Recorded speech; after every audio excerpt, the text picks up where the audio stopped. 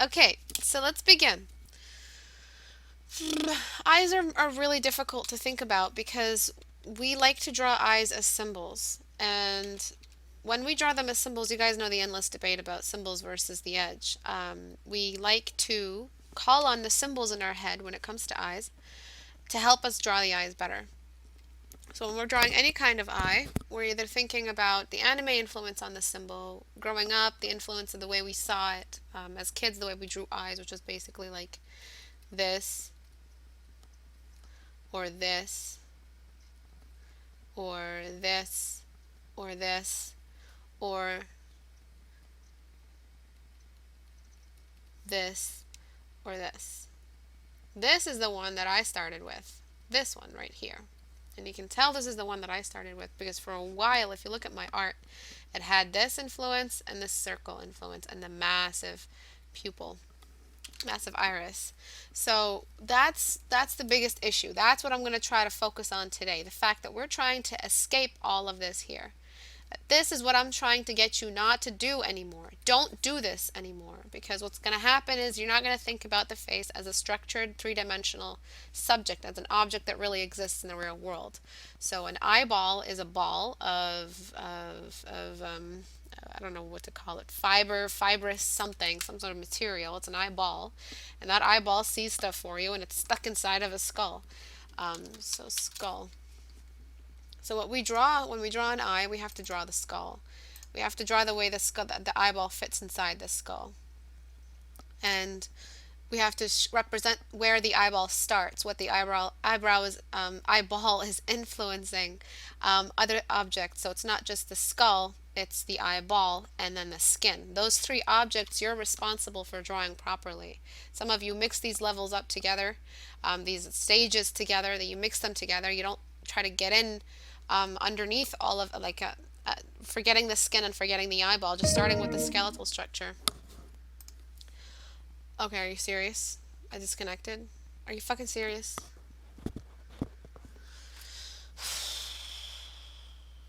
Am I connected again? This is fucking unbelievable. Okay, can you guys hear me? Is everything good? Rest in peace, stream. Is it back?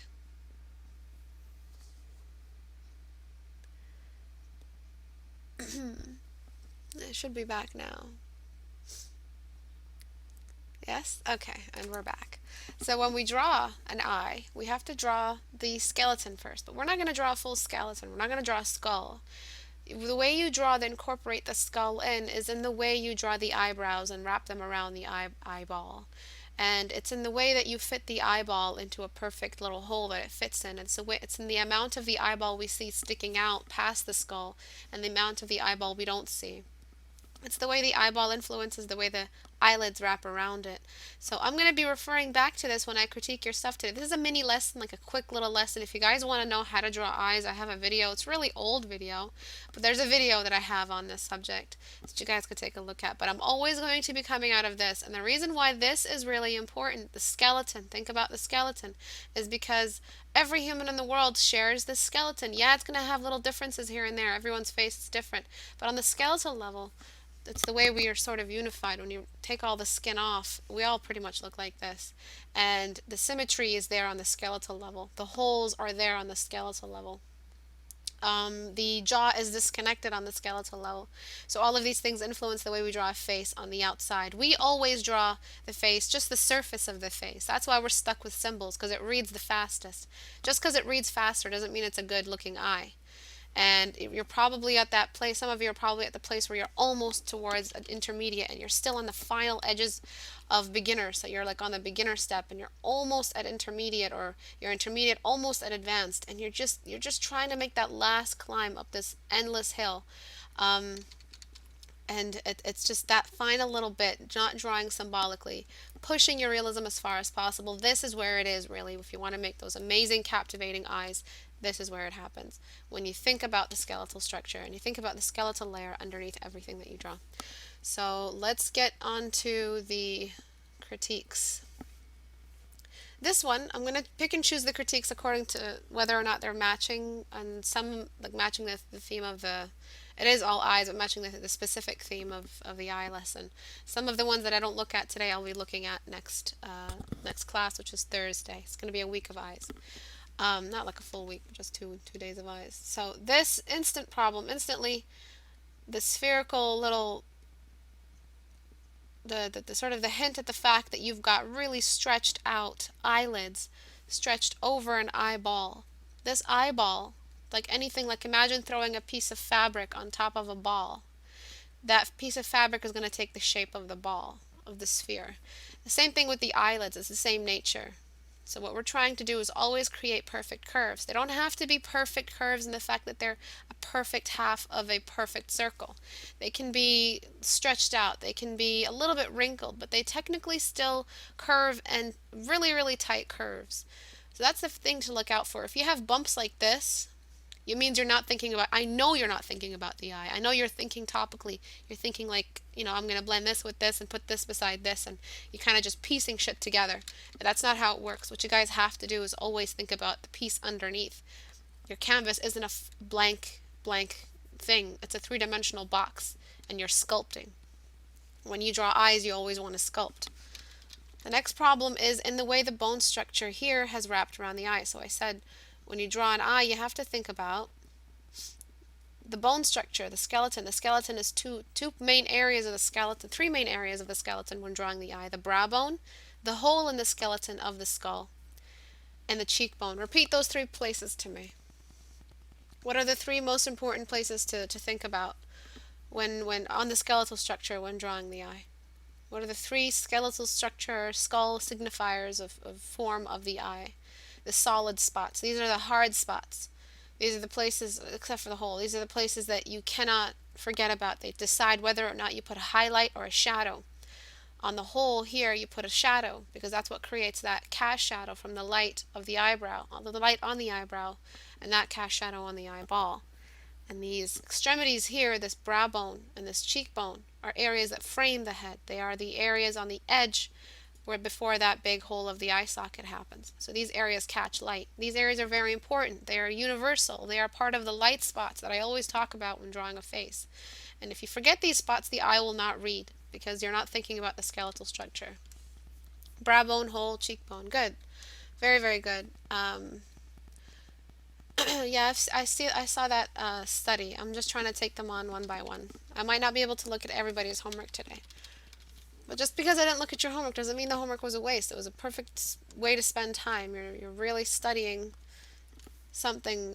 You're paying all your attention on one feature instead of wasting it on or not wasting it, but using it on one whole face. You're focusing all your energy on that one feature, which means you're going to improve, most surely. So this eye socket, brow bone, is very high, catching some light. This means that wherever there's a light, there is a Can anyone finish that? Wherever there is a light, there is a... I need one person to finish it. It's the hill, valley, hill. So that's the clue. As soon as you place in some light somewhere, as soon as you jump into your highlights, when it comes to the eye, realize that there is going to be a shadow following very, very close by. And so this is the shadow here. I don't have the reference you used to make this, Rudy, so I'm just gonna wing it. So now that we're thinking about the skeletal structure, we've cast a really, really good shadow. You have really great highlights here and here. Let's think about other things. Is it a circle or is it a sphere when we're drawing the eyeball? It's a sphere. And a sphere is a three-dimensional object. Three-dimensional objects cast shadows because they are three-dimensional. They have a volume to them, which means they get in the way of the light. And they can get in the way of the light. So these areas here, the lower areas of the sphere of the eyeball, get some shadow. And the upper areas here get a shadow. The upper eyelid, you have it already. The upper eyelid casts a shadow on the lower eyelid and the eyeball. Another thing that happens with eyes is textures, the difference between the skin that happens around the eye. So much busyness, so much crazy stuff happens around the eye, so many different varieties of skin and different kinds of folds and different kinds of form that it becomes very difficult to keep track, to be honest. But if you think about them, if you remember them, list them down on an actual paper, you won't forget to include them. One of these things is the skin of the eye is very oily and very wet. And it's also very, very stretched out. If everyone can just put their hand under their eye and kind of just pinch at that skin underneath your eye, just very gently. Don't hurt yourself. Don't get yourself in trouble or get hate mail from your parents. But just pinch your eye. That just the eyelid. You see how like stretchy it is, like an accordion. It's extra skin there so that you can constantly blink your eyes, enough flexibility. But then touch your cheek. The cheek skin is very, very different. It's very taut, if you're not old, and it's very solid. That's because there's bone reinforcing that skin on your cheekbone versus the lack of reinforcement of bone right under your eye, and then the skin difference, and then the responsibility for the eye to constantly be able to open and close. All that flexibility changes the way you draw it. These differences in the way the skin feels changes the way you draw it as well. You can't just expect people to assume that that difference is there between the skin of the eye and the skin of the face. And the way we represent that difference is by bringing in an extra shine. This extra shine covers the amount of brightness caused by moisture, and the eye is a very, very wet thing. And it needs to constantly stay lubricated and oiled like an engine so that it can keep functioning. So this height, this sort of spike, the spike in the highlight, Rudy, is what you were missing. It was a texture difference that really just needed that final push so that I could feel that this eye really was responding to a light environment, that it had textures that behave differently across the anatomy of the eye. And I want to see cast shadows. Doing form studies really gets you really acquainted with cast shadows much better, but you can't always depend on form studies. Sometimes just going in and doing an eye study is the best way to become very acquainted with the specific forms of the eye. What happens is another texture difference, which is the eyebrows. So eyebrows are very reflective, so wherever there's a spike in the highlights, the eyebrows also get that spike. Then we've got the bone structure here causing a shadow.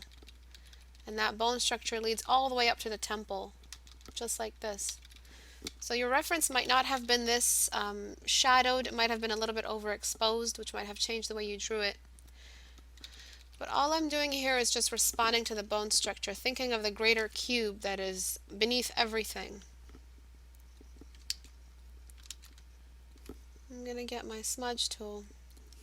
Talk a little bit about detail. You want to create detail relief pattern. You don't want to detail everything. Not everything warrants detail, because when you're talking to someone, you're looking at their eyes, or when you're really talking to someone.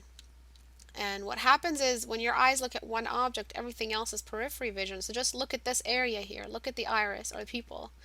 And then everything else outside of this, the furthest from it, gets the least amount of detail. So this is 100% detail, and everything else is a little bit less detail.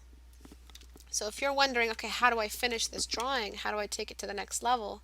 Sharpen on a detail radius, meaning the inside of this is the most detail. Inside of the circle, anything adjacent to it will have the most detail in the image, and everything else outside will have a lesser amount of detail. And then you have the detail relief on anything that has detail expanding like horizontally. So you're not going to throw in every single hair of the eyebrow and draw eyebrows like this. And even if you're not drawing eyebrows like this is wrong as well. What you always want to do is create detail relief. So you're going to throw in a big line here for the brow, just like this, and then you wait. You don't detail the next area. You give it some space, some breathing room, some relief, and you throw in another line for the eyebrow. And already it's starting to look more detailed because this is not important. Your eyes are here. Your eyes are not going to hover here. They're not going to stay here very long. They're going to be right over here where they usually are when you're looking and talking to someone. And the drawing is no different. You want to captivate people with the way you draw eyes. You have to assume that person is going to be looking at the eyes, expecting even that eye to blink. And you have to treat that eye with the realism, not the realism, but the way anyone behaves with eyes in the real world, which is they look here and the details are all lost up here, but not all of them. You still need that detail. And what I do, the technique is I pull the color outside and drag it down instead of just adding more hair, because tiny little lines are dangerous. You don't want to create tiny little lines. This is detail. This is a further step away. The only time you want to use tiny little lines that are dark, which is basically the lines are more powerful than anything soft, is on the lashes. That's the only place you want to throw in some lines. They're very close to the pupil, so they're allowed some detail, and they are actual in the real world tiny little hairs. So that's excusable to introduce a line, but don't bring in eyebrows like this. If you want to create really good looking eyebrows, create the sort of the hover of the eye, like not the hover, the fog of the eyebrow, and just bring in the color from the outside and drag it down or drag it up. And when you're drawing eyebrows and you really want to make eyebrows look good, you have to kind of think about how eyebrows grow, how the hairs grow, the growth pattern. And they pretty much grow like a fishbone, I always say. So you got the eyebrow represented as a line. You've got the front hairs right here. And then you've got everything else kind of just radiating outside of that center line where all the hairs meet. And then all the hairs meet this way. So this is like a fishbone. And if you think about it like this, you'll draw eyebrows a lot better. It'll actually feel like the skin is actually growing some hair. Okay, and I'll do a before and after, and you'll see what that texture difference did for the face, for the eye. And remember, the eyebrows here are much lighter. Eyebrow hairs are much lighter than the ones here and here because the detail has been changed. And as you know, the eye, the actual pupil, what's it called? The pupil, is one of the dark spots of the face. That's crazy. You're responsible for that. You're responsible for representing this with the right amount of darkness. So when you're confused, sometimes you're like, okay, well, the lash line is also dark. What's going to be darker, the pupil or the lash line? Obviously the pupil, because it's a real organic darkness. That means that you're going to have to darken it. And this is really good what you did, Rudy, because you started off really, really light. It was a very, very delicate, very cautious grays. And that's good. I encourage that. Oops, what's happening here? But the thing is, after a certain point, you have to start introducing the dark spot in. That's the problem, is that without it, you're not gonna be able to decide how bright you want to go. The next most important thing with detail, how to create detail, is with contrast. And so this light here hovering in this area is one of the most important areas to think about contrast. I'm going to do my own because I really want the top area of this to be sharpened. But yours was fine. And I'm just going to get that light. Remember, the light in the eye is like a specular reflection. So that means that what's going to happen when you want to render it is you have to bring in a no man's land color, because that's the direct light source. The eye is a mirror. It's very mirror-like if you guys look close enough. I'm just going to add a little bit of light here. And so all of this spike in the highlights, and the highlights here, the highlights here, are all responding to the fact that there is water in the eye. And that's something you guys forget. And what I usually do so that I can make it feel like there's really water there and the eye can really blink and is properly lubricated is I bring in this white color on a really soft brush on 12% opacity, and I brush it over half of the eye because that's where all the water wells up. Especially if you've got light eyes, the top area here is always just a little bit darker. And after I decide that this area is going to be the darkest, I find the area where there is the most cluster of lashes. Zoom out. The most cluster of lashes, and that's where I start stippling in some lash, kind of like a lash pattern. You can throw in like really thin lash lines, but make sure that it's detail relief. You don't want to just throw something in like that. That's terrible. Never do that. Even in the real world, if mascara looks like that, you have like really bad mascara application technique. So you have to be careful not to create too much detail. And lashes tend to clump together and cluster together like that. And usually I lower the opacity and I just create really, really delicate pattern of the lashes. Remember, lashes are longer on the outside and thinner on the outside, and they sort of do something like this, where they're straight near the middle, if the eye is looking forward. So the final lashes bend inward like a bracket, and these ones bend this way because you're looking at them through a different angle. And these ones are more straight. Don't do all of your lashes bending this way because that looks super wrong and weird. And then again down here, you just want to create a really delicate pattern. Always create that relief that you need. And you want to be very careful not to create lashes that look like they're individually, like, I don't know, it's hard to find a good example of this, but in the real world, when someone gets hair plugs, the hairline looks so unnatural because all of the lashes have like this perfect line through which they grow. But some lashes don't grow perfectly beside each other. Some grow above, some grow below, and it just does something like this, and they're really random. And it's hard to just go in there and focus on randomizing. Instead, just stipple. And this is what I usually do. I get a dark color on pretty low opacity. I zoom out and I just stipple the lashes in there. And that serves the purpose because they're not supposed to be detailed, but they are supposed to create a general shadow. And what's really, really important about eyebrow hairs? What are they? What is one thing that people forget about eyebrow hairs, or hairs, sorry, altogether, like eye hairs, hairs altogether. One really, really important thing that people forget about. Clustering the lashes there. I'm going to bring in more wrinkles because remember, the eye is really like an accordion. It just wrinkles up when it's opened, or kind of like an accordion. Reflection, that it's hair? No, not that it's reflective. There's something else. They cast a shadow. Excellent, Pyro. They cast a shadow.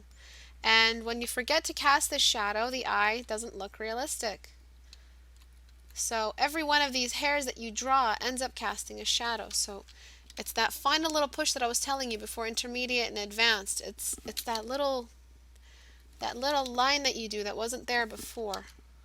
Beneath every single one of these hairs there's a tiny little hair that's casting a shadow.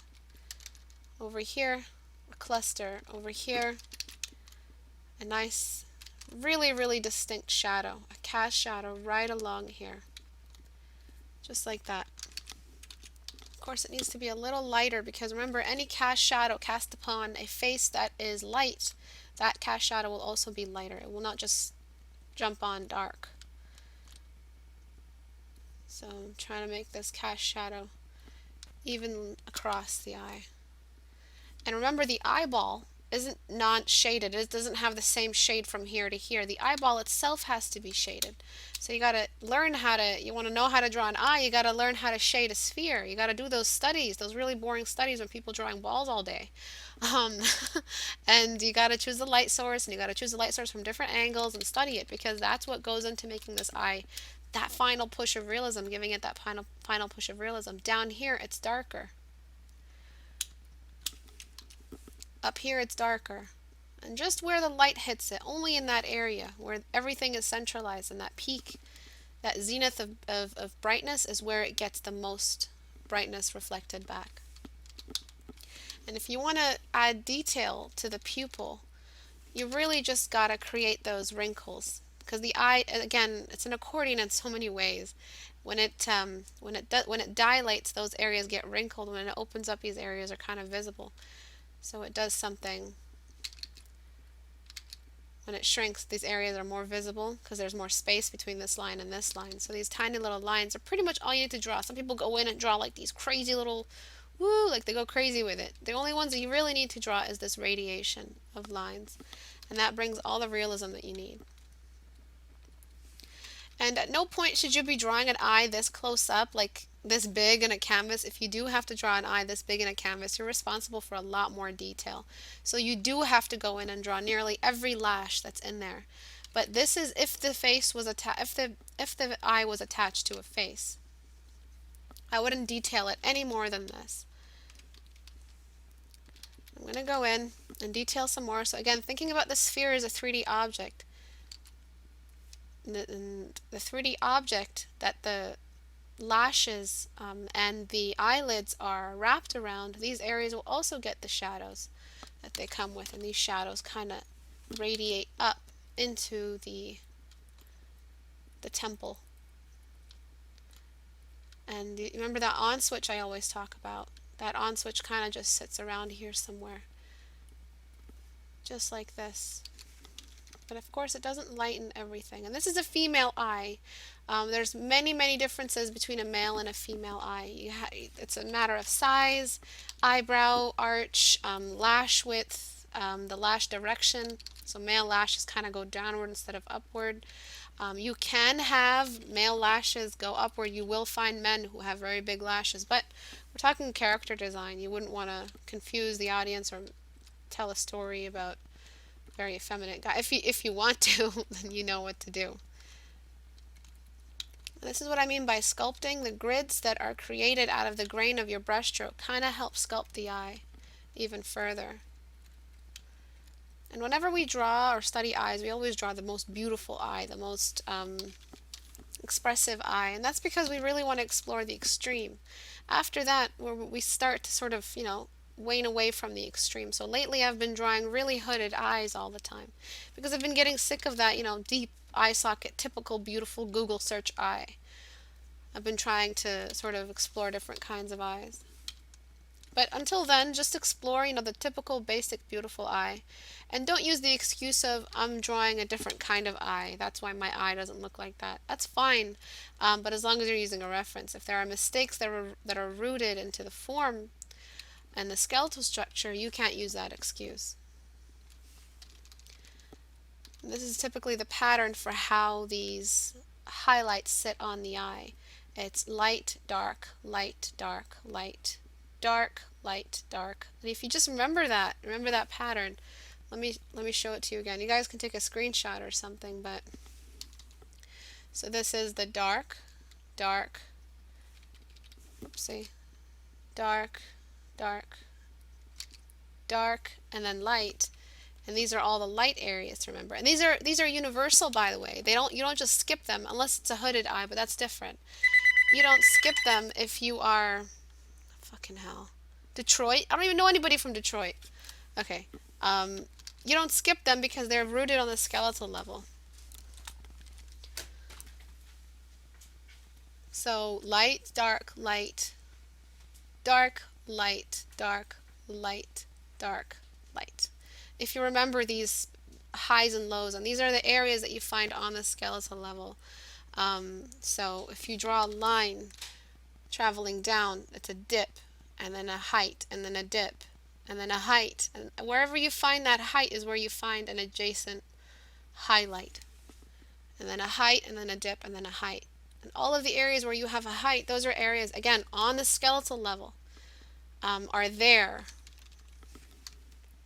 And if you think about it, you're probably wondering why I'm all constantly talking about the skeleton. It's basically what's structuring this. The skeleton is the hardest part of our face, and it changes the way the skin and the muscles sit on the face, and it decides what's highest and what's lowest. So these are the areas you have to look out for, because it tells you when to add in a highlight and when to add in a shadow. And if that makes life easier, I'm going to do it. If that makes my life easier as an artist, I'm going to do it. Whenever there's contrast, there's detail. Everybody write that back at me. It's really important you guys remember that. It helps guide you. So wherever there's light sitting around somewhere, that's where you're going to find some detail. So on this eyebrow here, you want to choose a place where there's going to be a lot of detail. It's the place that the light just touched.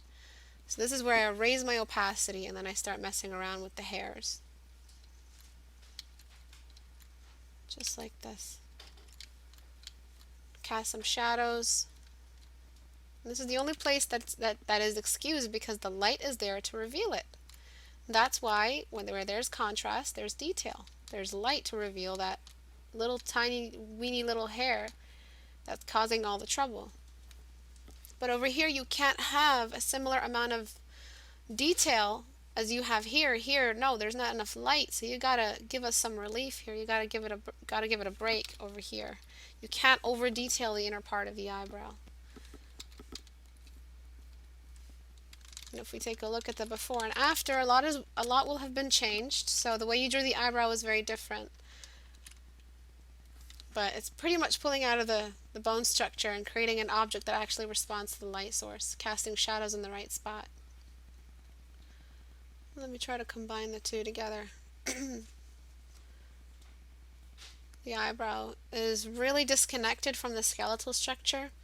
Look, if I show you a photograph, pretty eye, and then kind of just lay over it the skeletal structure, you'll see that first of all, these skin wrinkles here, the light, shadow, light, shadow, light, shadow, light, shadow, light, that pattern that I showed you guys.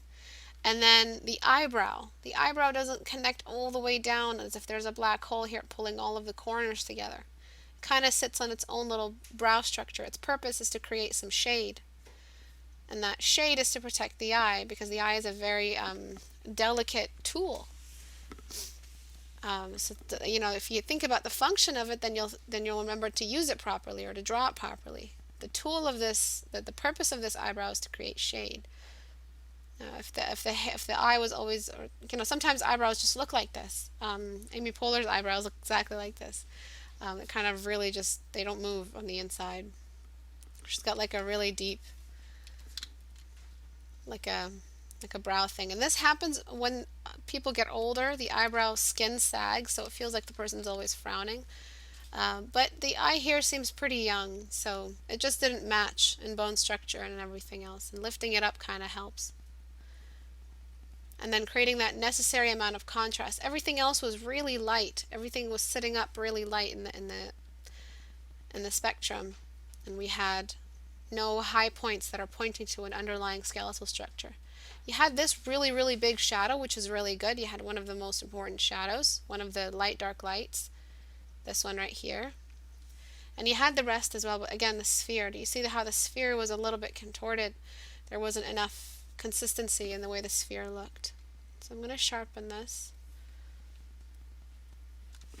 And from a distance you can really tell. You can still see the bone structure. If from a distance you still see the bone structure, that's how you know the eye is successful. You have to be able to see the skeleton from a distance.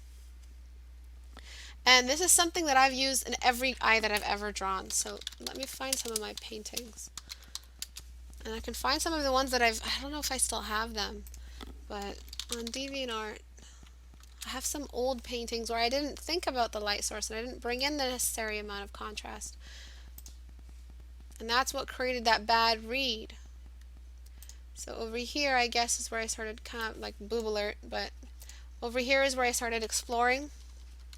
And it's that if anyone's ever curious about how I draw eyes, I just showed it. It's like light, dark, light, dark.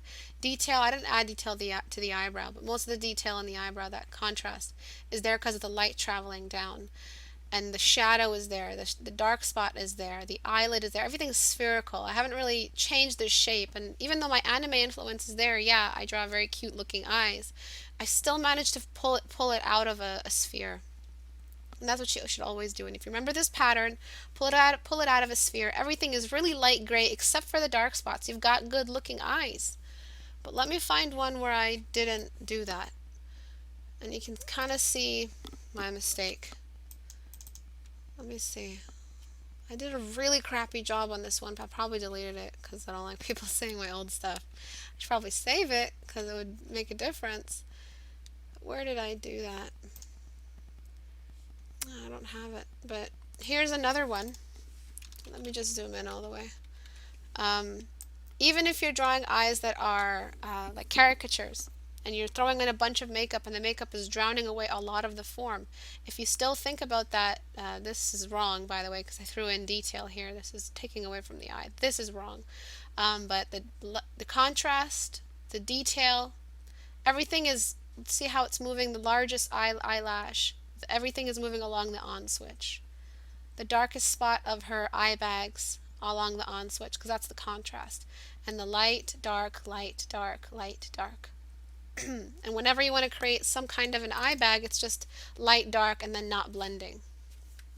So if you guys want to create eye bags, This is pretty much it. Think about where the on switch is. The contrast has to respond to the on switch. On switch meaning it's just this half of it. You'll know what I mean if you ever watch the full face critiques, but you get the shadow and then you do light again. So light, dark, light. And you just have to make it so that this shadow is responding to the hottest spot where the light touches the face. So that would be just around, sorry, I'm not looking at the chat, just around here. So you do it pretty gently. Again, the shadows are really, really delicate. The grays are really, really friendly, really cautious. And then in the hottest spot where you know there's contrast to be expected, that's where you place in the darkest spot. And now she looks like she has an eye bag. It's a pretty big eye bag, but it reads. And that's what's important. And then some edge work here and there, because remember, we don't have lines. What we place our lines with is edges. And the edge is not here, is not here. It's right here along the contrast line. This contrast line is very important. It tells you where to detail eyes. But remember, eyes are going to be part of one big thing. They're going to be part of a bigger painting. So you don't have to detail them like crazy because they're going to be part of something else. They're going to be part of a nose, part of an eye, so you don't, or a lip, sorry, so you don't have to go crazy. You just have to remember this contrast line is going to guide the way you detail the eye. Just enough so it's in the sweet spot, so it gives people enough detail, works as an eye, but isn't overly detailed as if we've zoomed in and the only subject in the image is an eye. It's different when you do single eye studies because you want to detail. But remember, in the general perspective and the greater scope of things, you don't have to detail that much. Just remember where the light travels. So remember the sphere of the eye, remember the contrast, remember don't detail too much, and remember to have the right amount of contrast where there's water. All those three things combined create very nice looking eyes. So over here, pretty much what's missing is that this eye here needs the contrast. Some major elements in the anatomy are missing, which is the waterline. Waterline is, damn, I wish I could find that painting where I didn't do it properly. You can tell how crappy that painting is because I threw detail everywhere. I thought it was the best thing to do to throw detail everywhere because detail equals nice, right? That's just the biggest mistake. Just find that light area. Because that light area here, so I just threw a light here, that means the light is hovering somewhere around this area. So that means the water line gets the light on that place, on that kind of center, on that axis, and it travels all the way here. What you've done is you've darkened the inner water line. Do not forget about the water line. It's a really, really important part. It's just as important as the upper eyelid shadow on the rest of the eye is that inner water line. The skin has like the ball of the skin. I mean, like the eyelids have a little bit of a distance. They have a thickness. Eyelids are thick, and that thickness is the inner water line right here. And it's not the color of the skin. It's a very pink color, very fleshy color, because it's the inside of the eye. There's no skin there to irritate the eye. It's just really, really slimy flesh that's easy to blink. So if you forget it, you're not drawing a realistic eye. When you want to draw something realistically, you have to draw the units that cause that to be realistic. Like you have to draw something that looks like it can blink. So all the units that are there in the real world, you cannot skip them. So the lower eyelid is something that you guys skip a lot. Do not forget about the lower eyelid. Everybody write that back at me. It's just as important as the upper eyelid. It really helps complete the function of the eye. So this light, so light, dark, and then the light here is missing because the eyeball, the white of the eye isn't white enough. It's very close to the shadow, so that was missing. So light, dark, light, dark, light, dark, light, dark, light, dark, light. Lower eyelid, don't forget it. And this is all a recap of what I always talk about in my videos. So if you're not getting like the full message right now, I'm going to do another one on Thursday with more critiques. Oopsie, I forgot this little swirl here. But I've done a fuller video on how to draw eyes. It's old again, but it helps. It helps start from somewhere. Remember, the upper eyelid is oily. Oily means high reflection. High reflection means lighter colors. So you need to make sure the upper eyelid is light enough, or else all of the drawings you'll ever draw are going to be girls with really dark eyeshadow. And when it comes to hooded eyes, you have to kind of make it feel like the eye is really bulging that way. So the eye has like a bulge to it, running all the way towards the inner side of the eye. Hooded eyes are eyes that have a little bit of fat on them.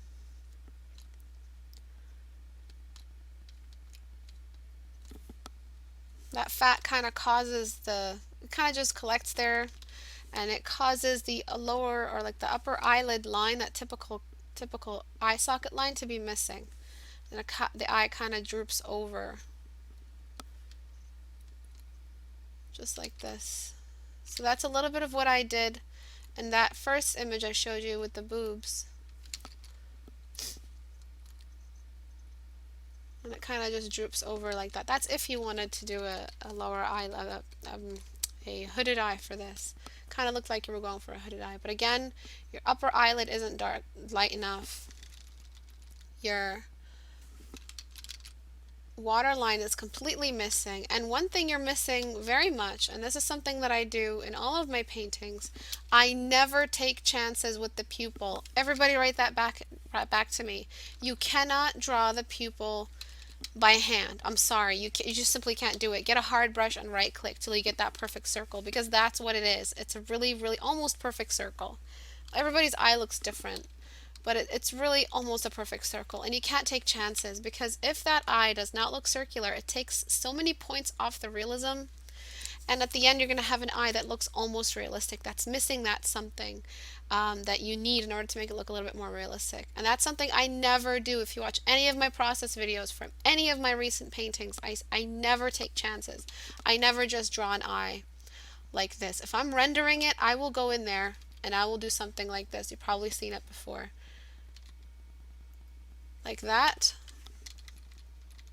And I'll do the inside. I just will not take chances. If it was traditional, I'd use a protractor or something. I'd use something to help me draw, like the back of my pen or the back of my pencil, to help me draw that perfect circle.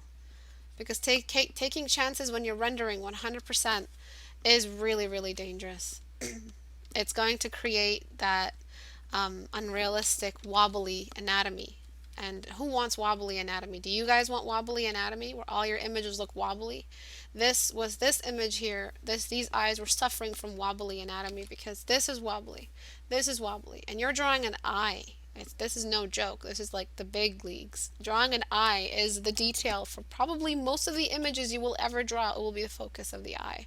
If you're drawing portraits, if you're drawing the 14-day challenge, if you're drawing character designs, if you're drawing busts, if you're drawing character turnarounds, if you're modeling, the eye is the thing you don't fuck around with. It's the thing that you have to remember. Okay, the pupil has to be circular. The iris has to be circular. The ball of the eye, the actual eyeball, has to be circular. The way the eyelids wrap around the eye have to be circular. Everything has to be measured perfectly, because we're talking about an almost perfect sphere in the world of nature. You don't get that very often. You get wobbly spheres. You get wobbly kind of everything, just a little bit wobbly in nature, except for the eye, because it's such a defined instrument. It's such a advanced instrument. When you draw it, you have to remember all of the parts of the eye. And if you want a simple list to make your lives a little bit easier, what you shouldn't skip, and I already covered this, so never skip the sphere of the eyeball, of the sphere of the eyeball. Never take shortcuts with, never ever take shortcuts with the pupil and the iris, the iris and the pupil. Never forget about the way that underneath, that eyeball underneath is affecting the way these wrap around. Because if you get a piece of tape and you wrap it around the eye, or any ball, it's going to take the shape of the ball, right? Imagine this ball was attached to a wall, and this was a piece of tape you had on it. It's going to take the shape. Same thing with the eyelids. They take the shape of the sphere. So it's not a perfect sphere eyelid. Remember, it's just a curve, a very delicate curve. Remember, keep your curves very soft. So that's one list. One part of the list. Never forget about the perfect circles. Another really, really important thing is never forget about the high contrast needed. So wherever there's light, wherever there's oil, wherever there's anything shiny, there is high contrast. So let's look at oiled horse. It's polished, like these horses get polished. No. Oiled horse? What is that? Oiled or polished show horse. You've seen horse hair. It's probably, where the heck is this? Show horse. Polished horse. That's what they do. They make them so shiny. What's with the watches? um, show horse. There we go. This crazy one. This horse was so oiled, it was completely shiny. This is oil. This is what makes this horse so shiny. It's because of, see right here. This is no man's land white. This is the same thing as the eye. No man's land white happens when there's a lot of the light still stuck on top of the mirror-like surface. So you treat the under eye area here with enough contrast. So keeping the eye spherical and having enough contrast helps you make the eye look really, really realistic. So there's those two. The next thing is never forget about the upper eyelid shadow. The upper eyelid casts a shadow. The shadow makes like all the difference. So there's this shadow, and then there's this shadow, the shadow of the lower eyelid. Never ever forget about the waterline, really important. And remember that the sphere of the eyeball is very, it's three-dimensional, it sticks out, so it catches some light. So if you wrote all those down, next time you draw an eye, next time, I dare you, just try it. I challenge you to just add those things in, and then just look at how nice the eye starts to look. Those are the things that we don't see, and only through extensive observation do we catch them and finally imitate them in our drawing. So don't forget about those little details. Let me see if the before and afters. So before, after. Pay attention to this eye. Before, after. that just boost in the highlight made the light very, very present. And if you're drawing a character that's in like surrounded by some sort of light environment, you have to make them have the enough highlights around. If the face is highlighted, if there's a lot of light on the skin, if the skin managed to get that highlighted, the mirror of the eye will most surely get that light as well. Now onto the sketched versions. You can't really mess around with this, contrasty, blendy stuff with sketches, but you can remember to include all of the major aspects of the anatomy. One of the most important things is the fact that the inner eye is a dark spot, and if you skip that, it really affects the way the eye looks to you and to the audience. So this area here is a dark spot, and the darkest part of his hooded eye, this old person eye, is just around this area. And that's how I would sketch it. I would bring a couple more shades for the lower eyelid. And look at how realistic that eye started to look. It's a little bit of an old eye. Over here, same exact thing. The dark spot works as a sort of gauge for how dark everything can go. If you're ever confused about what to do next and you've done all the safe grays, go for the dark spot. But don't just start with the eyebrow, start with the pupil, because that's how dark it'll ever go. So it's like a gauge for you, a measurement. And then a little bit less than the dark spot comes the lash lines. And then the brows. And this is sketching. So in sketching, you kind of are allowed to use lines. We're not using edges anymore. But so much has changed just by adding the dark spots. A lot of the realism has been pushed forward. And then again, please don't forget about the lower eyelids. Really important you guys don't forget about them.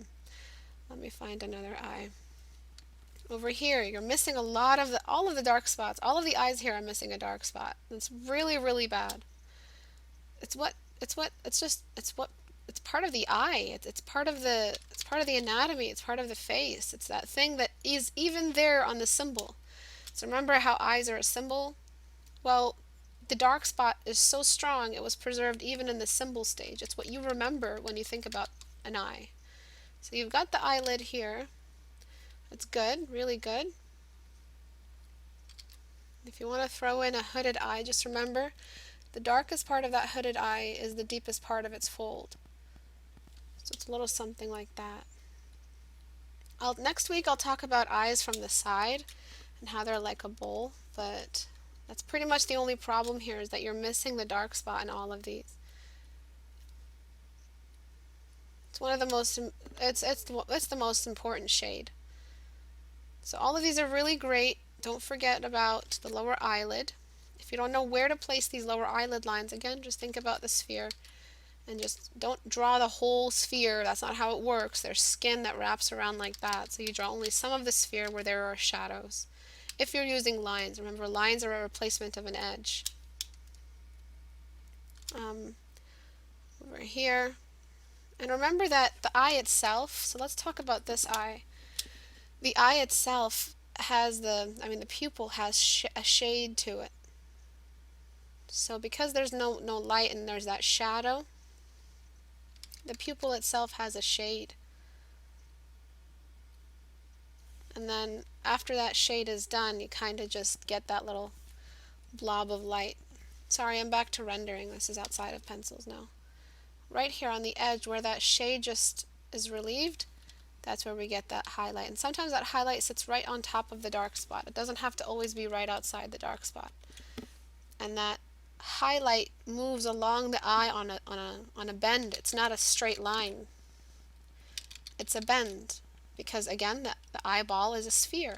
Everything goes back to the core shape that governs the contour lines.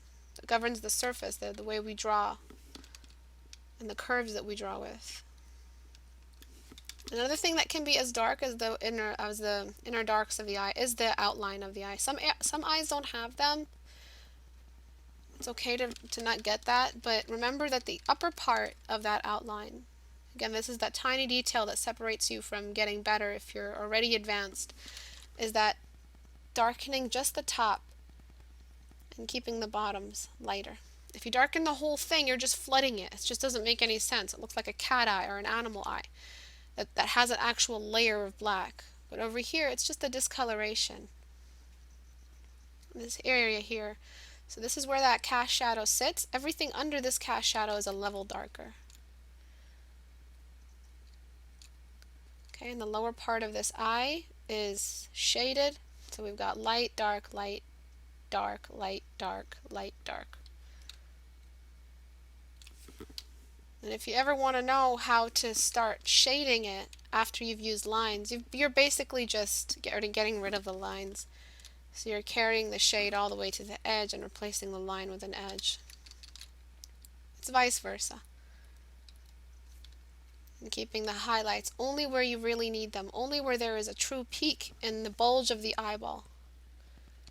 And sometimes just a clean edge works better than darkening a shade. Just like this. Remember to take no chances with the spherical shape of the pupil. Okay, and please don't forget about the inner, add that to that list of stuff not to forget, that water tear duct thing. It's not a tear duct, it's just the inner corner. Don't forget about that. And the darker you go, the deeper you go into the curve, right here, the darker it gets. But it doesn't get dark all the way up here. It's just, you know, it's like a descent into the shade. Just like this. Sometimes that is covered with wrinkles. Sometimes you don't see that. Sometimes the bulge of that eye, the bulge of that just reaches all the way here, and then you've got the bulge. You don't really see the lower eyelid anymore because that bulge is so strong. And remember, it moves along the on switch, the contrast. Everything on either side is dark, but everything along that highlight is much lighter. The water line is lighter. Oopsie. Oops. This is lighter. This is lighter. Everything travels along a line. Okay? And cast shadows are darker. Everything is more contrasted along that line as well. So everything is darker along that line. It's not just lighter, but it's also darker. And you see this if you look out for it. You'll see pros do this. You'll see photorealism, look out for this. You'll see a lot of the artists focus on this very important thing. guides you not to over detail, and it tells you where the high points of any form structure are. So remember what depth is. Everything has a high point and a low point, and you as the artist have to sculpt that high point and low point in the eye. And in eyes, the way that just the way that they are, they have a high point right at the the very peak of your eyebrow traveling down. Everything just seems to have the high point. The cheekbone has the high point in this area, the brow bone has a high point, and those high points catch some light. And that's another major aspect of drawing an eye that you can't forget about. Um, and that's it. We've run out of time. I know I wanted to do an hour and a half, but I don't think I can today. So let me just do that before and after for you guys. Just pay attention to this eye. I did talk through everything that I did for it. So everything was covered before, after. Next session, which is on Thursday at 5, I'll just do critiques without a lesson. Okay, so don't forget about the darkness and how it travels, and the highlights and how they travel along the point of contrast. Don't forget about the inner water line, the inner water duct, and the lower eyelid, and the shadow of the upper eyelid. And don't forget about that pattern of light, dark, or else you're just going to use lines if you don't think about that pattern. And I know it's a lot of stuff today. We covered a lot of stuff, but it'll affect the way you do the homework for Thursday. So all of the homework that I see done this week, I wanted to have these corrections on it. If you have done homework already and I haven't looked at it, go do these corrections on it, and I'll take a look at them next class. When I see that you guys do these corrections, I see that you guys have improved, and that's really important for me. So try these things tonight. And let's see what everyone is saying. Do you guys have any questions? By the way, the homework that you guys did today is amazing. You guys did a lot of homework. I haven't gone through all of them, but I from looking at all of them, that's the problem that I saw, is that there was not enough of that large brush work, the stuff that when you zoom out you see it. So the large shadows and the large highlights and the detail relief. If you zoom in, everyone write this back at me. If you zoom in, you will detail. You will over detail. Okay? Say that to me, everybody. Always remember to zoom out. Because if you zoom in, you will over detail. Because even though I teach it and I actually zoom in and I remember not to, I still accidentally over detail. Like every piece of information I add with a brushstroke looks wrong if I do it zoomed in. And nothing looks good over detailed. It throws everything off completely. Because you're trying to reveal the visibility of objects in relation to each other. When you zoom in, you no longer have the in relation to each other. When you zoom in, you no longer see the other objects. You just see that one object too close up. When you zoom out, you see the other objects in relation to the object you're detailing. So if you zoom in, you'll over detail. And if you zoom out, you won't. I'll see you guys next class. Bye-bye.